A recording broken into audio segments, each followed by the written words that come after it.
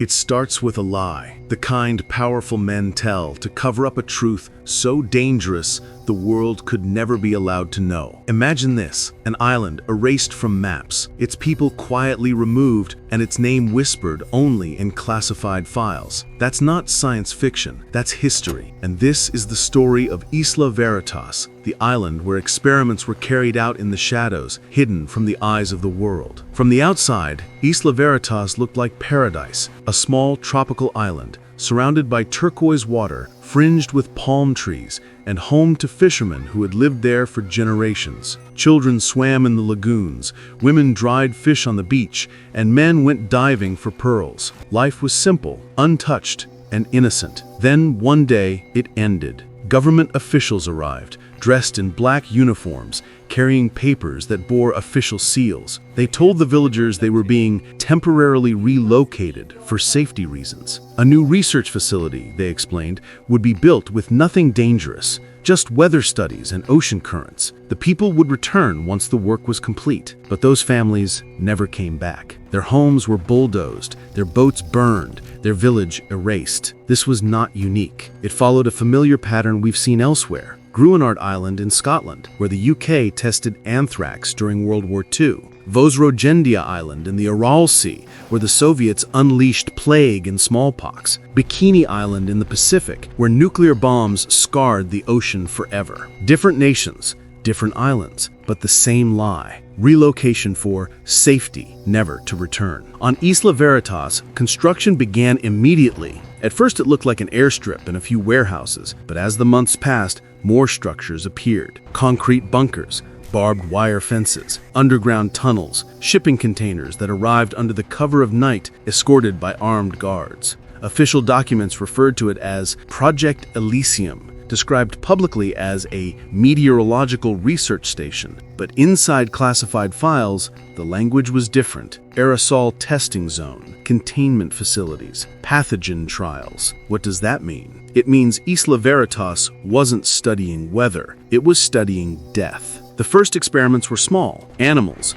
goats, monkeys, dogs were shipped in cages. Scientists in protective suits released canisters of gas that spread into the jungle. The air shimmered, invisible to the naked eye, but deadly to every creature that inhaled it. Within hours, animals collapsed, convulsing, foaming at the mouth. Some died instantly. Others lingered, observed in medical stations as their bodies fought and failed. Notes were taken, data logged. To the men in white coats, it was numbers. To the island, it was agony. Over time, the tests grew bolder. Isolated bunkers were built to release agents under controlled conditions. Some trials focused on how far a pathogen could drift on the wind. Others tested how long toxins could survive in soil and water. These weren't weather studies. These were weapon studies. And yet, no one outside the island knew. Or, if they did, they looked away. Because secrecy wasn't just a shield, it was a weapon. As long as the island was hidden, experiments could continue, no matter the risk. But secrecy has cracks. A declassified memo from the late 1960s reveals a chilling detail. Containment breach possible under wind inversion. Notify the upper command. That single line meant something terrifying. If the wind changed direction at the wrong moment, whatever was released on Isla Veritas wouldn't stay on Isla Veritas. It could drift, it could spread, it could kill far beyond the island shores. And the people who once lived there, they were never told, they were never warned, they were never allowed to return because the ground they once farmed, the beaches where they once played, had been poisoned forever. By the 1970s, Isla Veritas had become a labyrinth of tunnels, sealed vaults, and hidden laboratories. Documents referred to subject populations, not villagers but test animals by the hundreds, sometimes thousands. And though no evidence survives that humans were experimented on, rumors persisted. Some claimed prisoners of war were brought in. Others spoke of volunteers who were never seen again. The truth? Still buried in classified archives. What we do know is this: Isla Veritas became one of the most dangerous places on Earth, and nobody outside a handful of officials even knew it existed. But secrets don't stay buried forever. Something would happen that forced Isla Veritas out of the shadows, something too big to cover up. What if I told you that one night, Isla Veritas almost killed more than just its test subjects. That for the first time, the nightmare slipped its chains and the world came closer to disaster than it will ever know. By the early 1980s, Isla Veritas had become a silent fortress. Satellite images showed only jungle, sand, and sea. But beneath that green canopy were laboratories humming day and night, filled with machines that could simulate storms, measure wind drift, and test the limits of chemical and biological agents. For decades, the island had remained a phantom. But secrecy is fragile. It only makes one mistake. That mistake came during an unusually hot summer. Official records later revealed it as Incident 17. On paper, it was described as a containment anomaly, but insiders would later whisper another word: breach. On a humid night, scientists had been testing an airborne agent, one designed to linger in the air longer than any previous trial. The idea was simple. If released during war, this weapon would choke enemy cities not just for hours, but for days. But the winds on Isla Veritas were unpredictable. They shifted, swirled, collided, and on that night, the wind carried the agent further than expected. Alarms blared.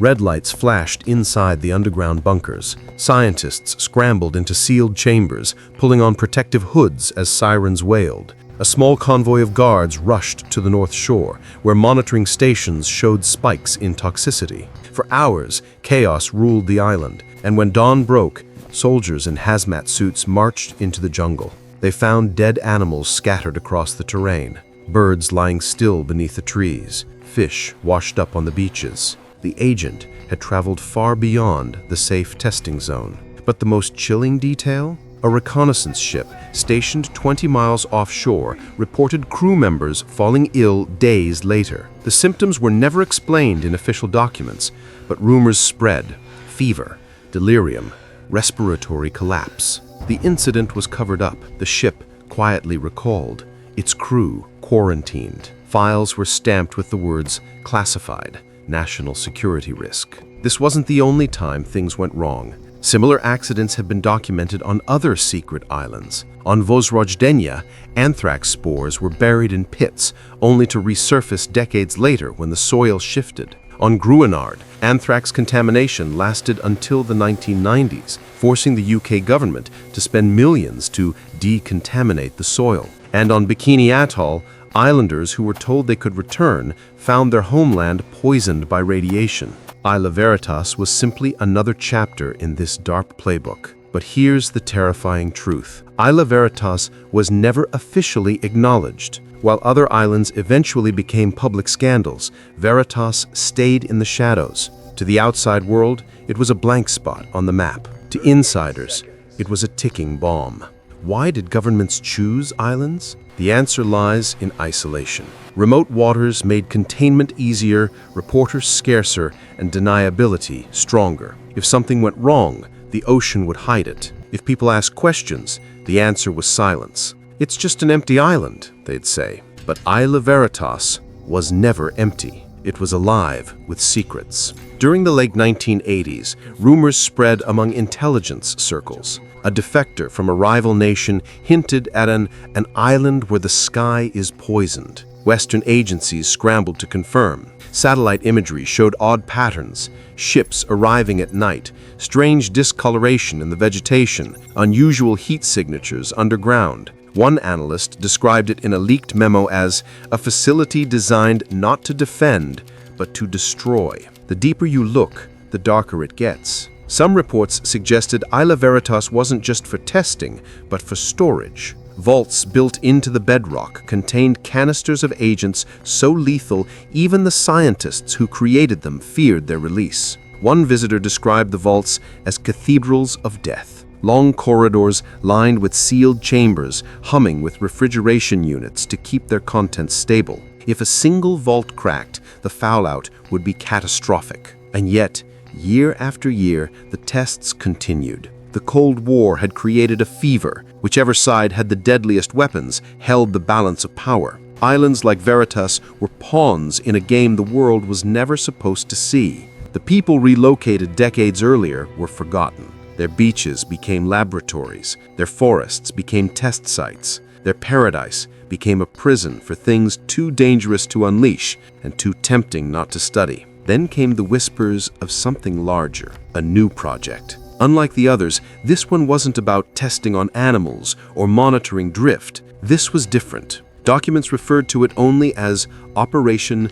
Chimera. Nobody knows exactly what Chimera was. Some say it was an attempt to merge biological agents with genetic engineering to create pathogens that could adapt, mutate, or even target specific populations. Others believe it was a chemical weapon designed to bypass traditional protective gear, rendering gas masks and hazmat suits useless. Whatever the truth, Chimera was meant to be the crown jewel of Isla Veritas, a weapon so advanced it would never need to be used. Its existence alone would terrify enemies into silence. But building a monster comes with a price, and as Chimera grew in the shadows, so did the risk that one day Isla Veritas would no longer contain it. That day was closer than anyone realized. By the 1990s, whispers about Isla Veritas had grown louder. The Cold War was ending, secrecy was thinning, and archives were being opened piece by piece. Journalists hunting for hidden histories stumbled upon fragments of files that hinted at a nameless island in the Pacific, one removed from maps, one never spoken of in public. At first, it sounded like a myth, but myths, when you dig deep enough, often hide a kernel of truth. Declassified intelligence reports confirmed what insiders had long suspected, that governments had used remote islands as playgrounds for weapons too dangerous to test at home. Grunard, Vodastradiana, Bikini, names etched into history. But tucked between those infamous places, one remained unnamed until fragments pointed to Veritas. Satellite imagery revealed something unsettling. The island wasn't abandoned. Despite official claims of closure, strange activity appeared on infrared scans. Heat signatures pulsed from underground bunkers. Supply ships docked under cover of stormy nights. Whatever had been shut down was not completely gone. And then came the most disturbing revelation. In 2001, a group of environmental researchers studying ocean currents in the Pacific reported anomalies near a restricted zone. Fish populations had collapsed. Coral reefs showed signs of bleaching, not linked to climate change, but to chemical exposure. Local fishermen who had dared to enter the forbidden waters complained of strange illnesses, rashes, lung problems, unexplained fevers. None of them knew they were sailing too close to the scars of Isla Veritas. The governments involved, when confronted, denied everything. They always do. But silence often speaks louder than denial, and the silence surrounding Isla Veritas was deafening. Here lies the question that haunts us. What happens to islands like these after the experiments stop? On Grunard, anthrax spores linger for half a century. On Vodazdronia, abandoned containers of plague and smallpox were left unguarded, looted by scavengers after the fall of the Soviet Union.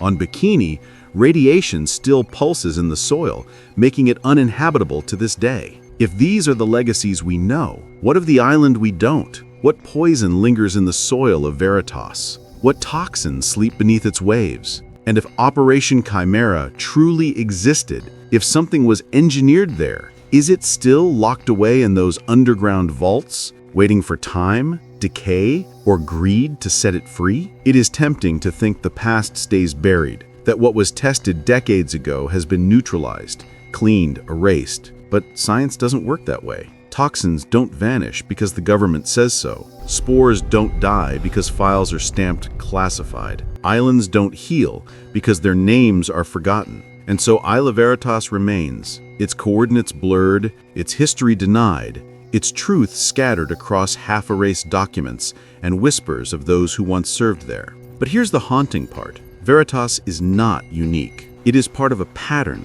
of a legacy of islands stolen, altered, poisoned in the name of security. Places once alive with culture, laughter, families, now remembered only as warning signs on rusting fences. The story of Veritas isn't just about one island. It's about us, about what governments do when nobody is watching, about the lies told to protect secrets too dangerous to speak aloud. And maybe that is why the island's name was chosen, Veritas, Latin for truth, a cruel irony. an island that embodies the very thing its keepers swore to hide. So what do we do with this truth now? Do we look away, as generations before us did, telling ourselves it's better not to know? Or do we confront the uncomfortable reality that some of the deadliest weapons ever conceived were not just imagined, but tested in places torn from their people, hidden from the maps, erased from memory? Because the real danger is not what was created on Isla Veritas. The real danger is forgetting it ever happened. And so the next time you look at a globe, at the empty spaces of blue where no islands are drawn, remember this: not everything that's missing is gone. Some things are hidden, some things are erased, and some things like Isla Veritas are still out there, waiting for the day when silence is no longer enough to keep their secrets.